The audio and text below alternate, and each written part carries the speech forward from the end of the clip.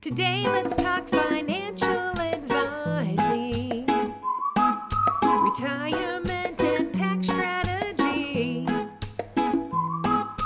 Where to put your money, the good, the bad, and the ugly. 'Cause today will help you build your legacy with the fly on the wall. Fly on the wall. Fly on the wall. Welcome, everybody. It's another episode of Fly on the Wall Finance. It's just Margot and I today. No Emma. So just us. Bummer. We are glad that you are here, that you're braving another episode with us. How are you, Margot? I'm all right. It's been a wild week at school, but looking pretty good. Football was fun last week with your boys, and yeah. Football is fun. I love the fall. Halloween is like my favorite, but I also love Thanksgiving and Christmas. So to have them all together in one, and then obviously football is great. We're taking in a K-State game this coming weekend. So Oh, that's right. Yeah. one of our first that we've done in a while, but it'll be fun. Isn't it the Sunflower Showdown? I have no idea. I just show up places, Margot. I don't know. Don't ask me. Pretty sure it's a huge one. K-State's playing KU. I don't know. Oh, yes. K-State and KU. I do Okay. remember somebody mentioning that. Mostly Brad and Ashton are excited to go, but I'm like, yeah, sounds fun. Is it going to be cold? If it's not going to be cold, I will go. Good. Then I'm in. Good. All right. We're talking about the horror stories that we've all heard. The stories of bank accounts being drained, of seniors being taken advantage of.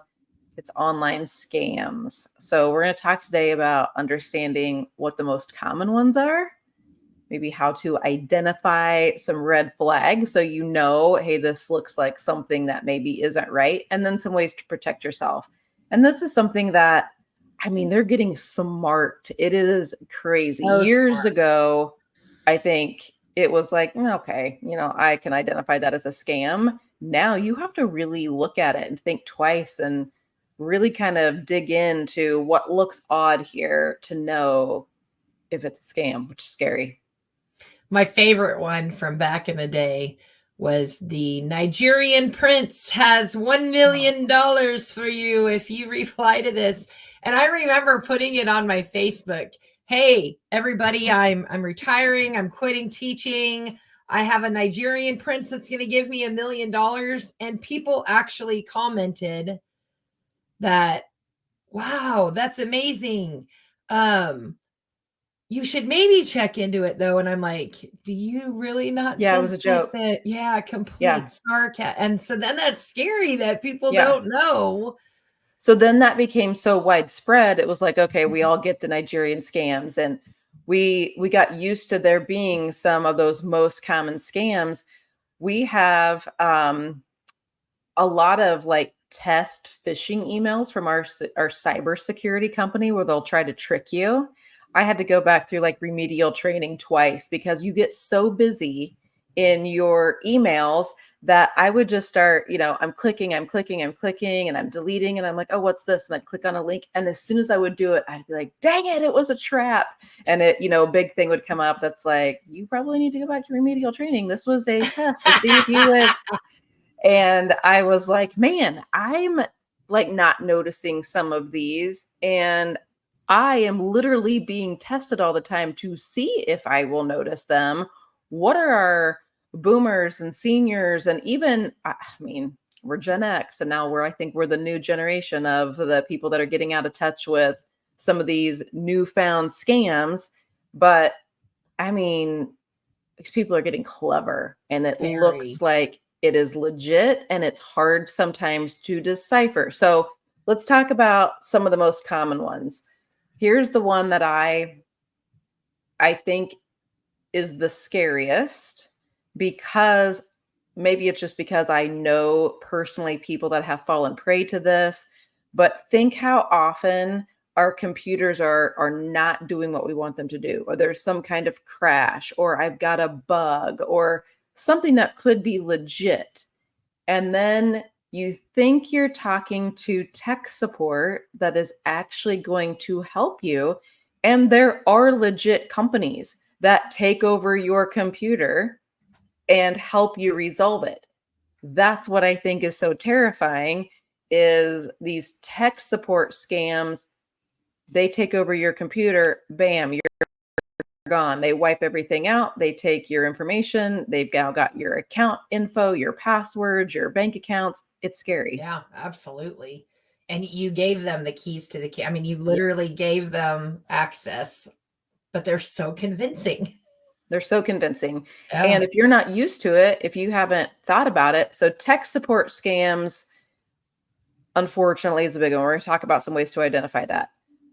Romance scams, which I think is really heartbreaking, preying on the loneliness of seniors, and you think you're talking to, a widower or a widow, and this person seems so nice and so legit, and really I'm being scammed by probably somebody that's 30 years old and has not, and it could be the opposite sex of who you think you're talking to, but they're posing as somebody that's also lonely and I want to talk to you. Now suddenly, oh gosh, I can't make my car payment this month, or I can't do this or that. I wanted And to come see you, but I can't. Yeah. I It's talk to crazy people how all many the times they time. comment Hmm. on And Facebook. Yeah. it's sad when you talk to people whose parents are going through that or whose grandparents have gone through it and they're like, I don't know what to do. We think this is a scam. Grandpa thinks this is his new friend that he's helping and he's sending $500 a month, or he just sent them $10,000 or, whatever it is. So romance scams are sad. And then fake charities, That's preying a on big the one. generosity of others. It looks like a legit site. I think I'm contributing to this charitable organization that is going to fund XYZ, only it's a scammer that set up an account making it look like it's going to this charity, and really they're capturing your information. They're taking your Yeah. money. So there's a lot. We could talk all day about all the types of scams. But those to me are the ones that we see come up time and time and time again. Phishing emails. That's probably a big one. And then how many of them have figured out to make their emails look exactly like Amazon's, With exactly one like digit Facebook's? different or something. So if you're just reading fast, Yeah. have you seen those I don't know, those, like, it'll be on Instagram or TikTok or something, and they jumble all the words, and it's like, if you can read this, you are in the top 20% of the people that, and it's just like the first letter and the last, or the first letter and the last letter of the word are right, and then they jumble all the words, and yet we still read it. That's what happens when we are used to reading emails or used to reading email address. If it's something that we recognize, we're not noticing that it doesn't say Amazon, it says, or it doesn't say Amazon, it says Amazon or something, and you're like, oh yep, Amazon, click, and it's over. Like I've already done it. I've clicked on it. Now they're in. So slowing down and really paying attention, I think, is key. So let's talk about some red flags. You're a techie person. What kinds of red flags? If something happened, what would make you go, is this right? Put in your password. Put in That's your always the big password. one. Give me your we need your credit card to verify this. If you didn't instigate it, that's a huge no-no.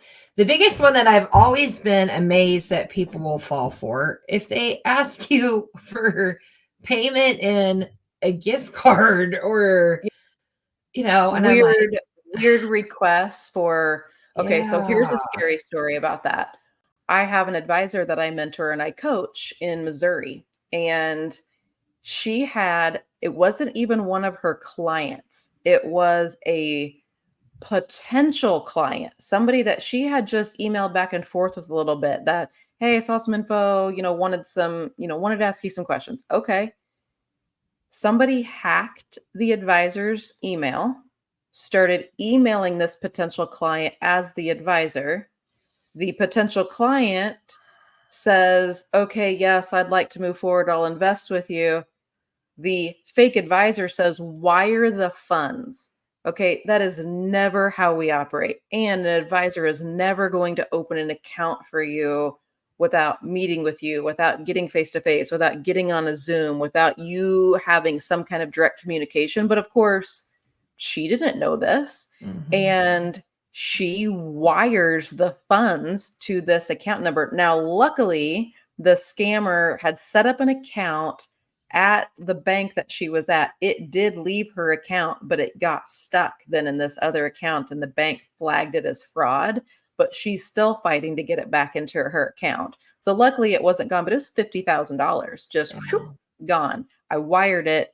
I thought I wired it to open this account with an investment advisor, and really I was just talking to some online scammer. If somebody asks you to wire funds, that's a big red flag.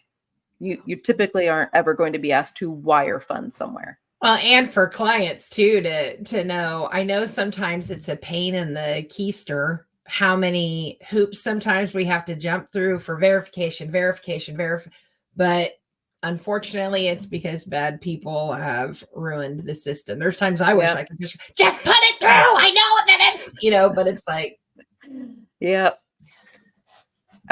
it is. It's a pain in the butt with a lot of these things to authenticate yourself, but it's kind of an unnecessary evil, if you will, this day and age. So some things that, to identify red flags, and you mentioned it. If somebody is coming to you asking for something, that's that unsolicited contact.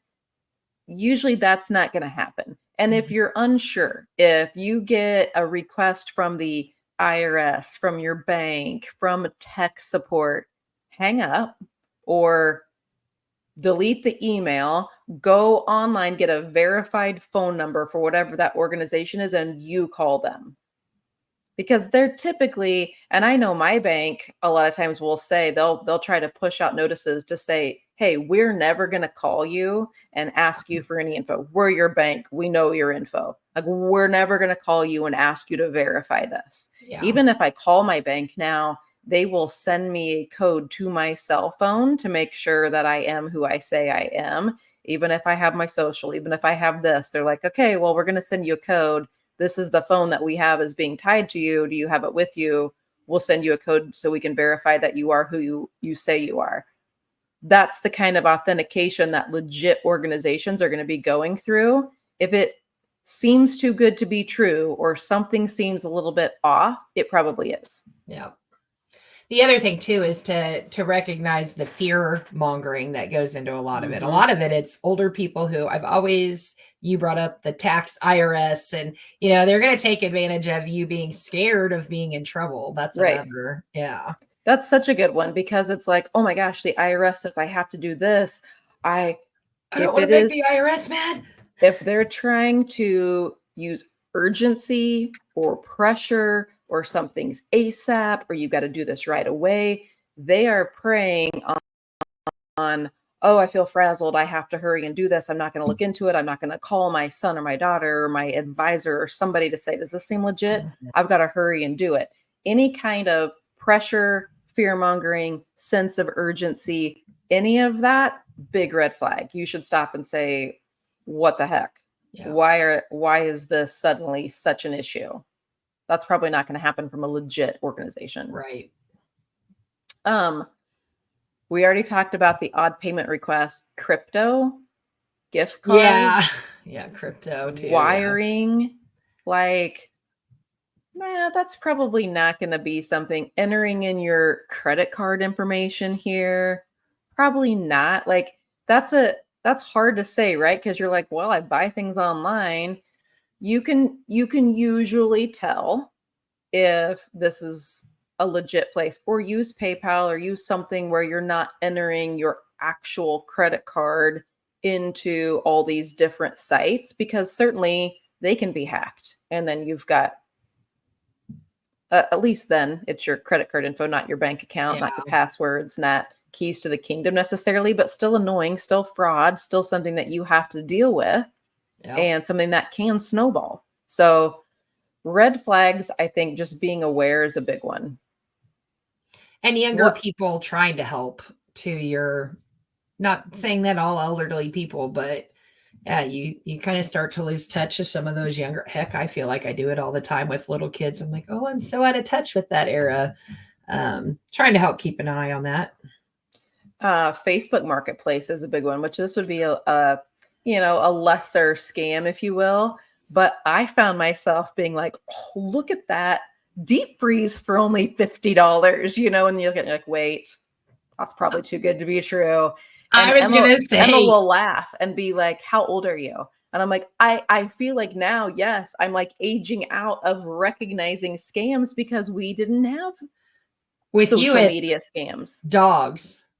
This dog has been found on the side of the road. Please send money to help it. I finally had to unfollow some stuff this week. I'm like, I'm going to end up like the moms and have 10 dogs. That's right. That's But right. they do that on Facebook too. Like They you do. can, you'll see the same dog, but in completely Yes. different parts of the country. And it's like, we need help getting it Yeah. to the vet, which you would do in a second without thinking. Because that's not true. Give me more credit. dogs. But I would be like, oh, look at the dog. But that's preying on people's emotions, and they Yeah. think they're doing something good, and they're like, oh, Wanting to help. okay, AI is creating a whole other level of what's the word I'm looking for here? Difficulty and difficulty, but discerning. it's like it's advancing the I don't know, I can't think of fraud.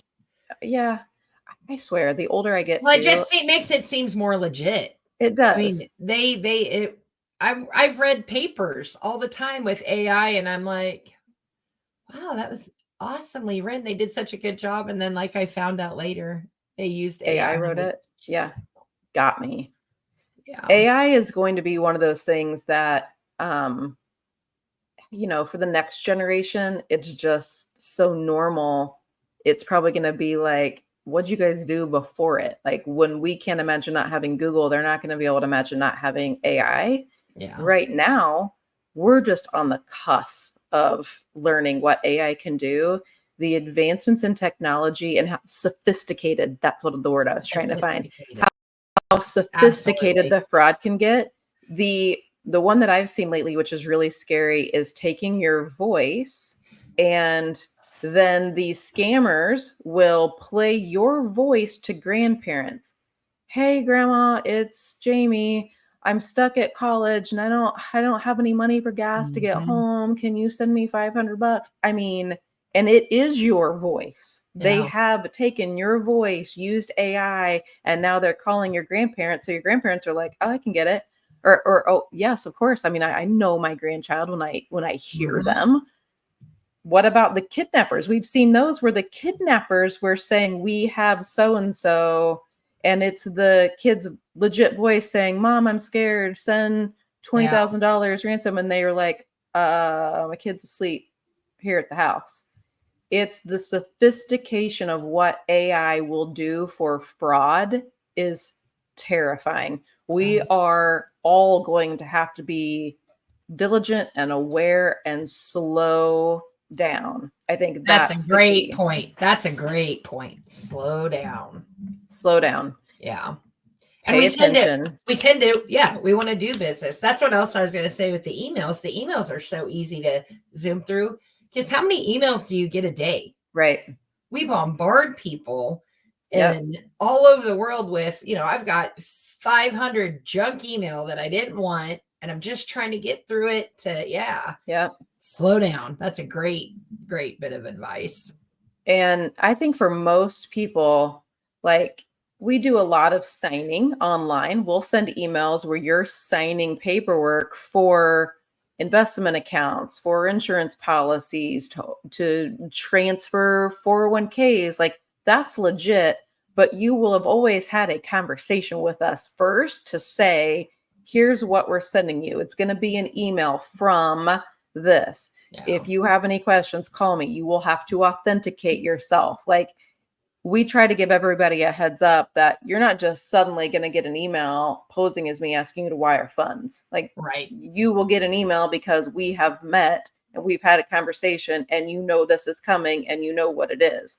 But you've got to slow down and pay attention. And that's where I found myself with all these emails where I wasn't The other trick with emails, if you hover your mouse over like the from, if it says Yes. like from Margot, if I hover my mouse over it, I can see what's the actual email address this is Yeah. coming from if they're trying to disguise it. Little Yeah, things like because that. they are, I mean, just like you said, they're maybe misspelling Amazon, but anymore, they're not even misspelling it. They just are hiding where it's Yeah. actually coming from. So, yeah. Hover your mouse over it just for a second and it will pull up and you'll be able to see it. So when I had to go back to remedial training for email phishing, I got really good at like, you're not going to get me. Now I delete real things where they're like, did you see the email we sent you on such and such? I'm like, well, it had a link in it. How do I know it was you? I deleted it. Have you started getting the text messages yet that they're really weird? And I have a lot of contacts all over. So, but I'll get a text that's like, hey, what are you doing? And it's not a number that I recognize. Oh yeah. And then it's sometimes your manners too. Like, oh my gosh, who do I not have saved in my phone? Yeah. I fell for that one a couple times. Like, just sitting at home with my dog like usual. What are you doing? Yeah. And then it turns into oh gosh, I think I have the wrong number, but you seem really nice.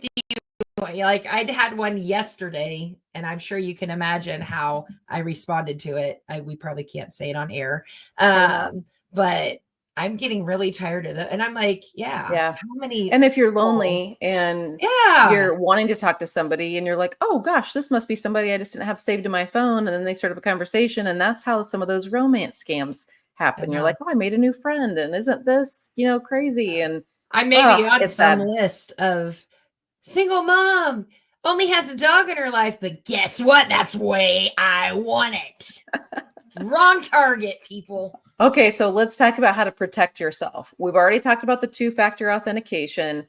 You should have some kind of security software also on your computer. So make sure your parents, your grandparents, make sure somebody has that security software installed on their computer. Make sure we're openly communicating with them and saying, like, if something shuts down or you don't think you can get into it and somebody is reaching out to you to say, oh, do you just have computer issues? I can get it set up back up for you. Heck no. Thanks, no thanks. Hang up. No. The limiting personal info that's online, that's how people are able to personalize their scams to you, right? We put so much out there online and we don't pay attention to the audience. Is it public? Yeah. Did I overshare? Did I say I was going to be gone on vacation for 2 weeks and give my exact location and here's where I am and here's, nobody's at my, there's all kinds of things that we probably share that we don't think about. Yeah. I overshare. I do have. Yeah, you do. I live in your life in general. In your absolutely. Absolutely. Not online, let's be specific. But you no, just even overshare. online, sometimes I'll be like, hey, I'm in Colorado. But I also live next door to my dad because I'm a loser. But I'm never concerned about, but it is amazing. Like my friends that live in New York and stuff's public. And I'm like, no way I would do that there. But we all share a lot online and it's fine. We're connecting. We want to be able to do that. We want to be able to share with our friends. Just be aware, be aware of what you're sharing online. And is there something that we've got to almost approach it as, let's assume somebody that's trying to harm me could see this. Is this something they could use that would be detrimental? Or if somebody is reaching out with a, hey, what are you doing? It's not somebody I recognize, but they have a little bit of info on me. Yeah. Is that something that anybody that is on my Facebook profile could see? We just have to be cautious of that. Yeah. The big one, I think, is just education, communication. We try to do a lot with our clients on what are the newest scams? What are the things that you should be aware of? How do you protect your accounts? If you are a victim of fraud, God forbid, what do you do then? What are your exact steps that you take? We want people to feel educated, empowered. We don't want people scared out there that gosh, I feel like one wrong step and my whole financial life is in ruin. This Yeah. is only going to get more advanced, more sophisticated. And so Yeah. we want to continue to communicate and educate people on what to look for and how to protect yourself, and then what to do if something were to happen. So I think bottom line with this, slow down. And if something looks fishy, reach out to somebody that you trust, somebody that's a trusted advisor, get another pair of eyes on it. Just slow down and be cautious. Yeah. Slow down, be cautious. Yep. So we did put together, it's a document on we only talked about, I think, like maybe 3 scams. We put together 11 scams, the top scams, what they are, how they're being used right now, and how to avoid them. So if anybody listening wants that document, I will email it to you. I can drop it in the mail, whatever is easiest, but I will get it to you. This is part of that educate and empower. If you have somebody in your life that you're like, my mom really needs to see that, my sister needs to see that, let us know. You can call us and request it, 620-765-6456. Think about that one for a minute. You can direct message us if you're watching a clip of this or something on Instagram or Facebook and you want to message us, you can do it that way, or you can always email us. So jmalm@ironhorsefinancialservices.com. Just say, I want the online scam document. We'll send it to you. But I think that's a great first start in just being aware and protecting yourself, which is ultimately what we want to help everybody with. Yeah. So I think that's it for today. That's it. We're done. We did it without Emma. We made it through. Rona says hi. You were a So good cute. girl. You were just laying there the whole time, weren't you? Yeah. No barking. Didn't try to attack anybody outside as we were recording. Yeah. So nice. Good girl. All right. Everybody, thanks for joining us. We'll see you next time. That wraps up another episode of the Fly on the Wall podcast. Join us next time as we continue the conversations and bringing you behind the scenes in the world of finance. And don't forget to stay connected with us on your favorite social media platforms and subscribe wherever you're listening to podcasts so you don't miss an episode. And we will see you next time. All matters discussed during this show are for informational purposes only. Opinions expressed are solely those of Iron Horse Financial Services and staff. All topics covered are believed to be from reliable sources. However, Iron Horse Financial Services makes no representations as to its accuracy or completeness. This commercial shall in no way be construed as a solicitation to sell securities or advisory services to residents of any other state other than Kansas or otherwise permitted. Topics should be discussed with your financial advisor prior to implementation. Advisory services offered through Iron Horse Financial Services, a registered investment advisor in the state of Kansas. Insurance products and services are offered through Iron Horse Retirement, an affiliated company. Iron Horse Financial Services and Iron Horse Retirement are not affiliated with or endorsed by the Social Security Administration or any other government agency.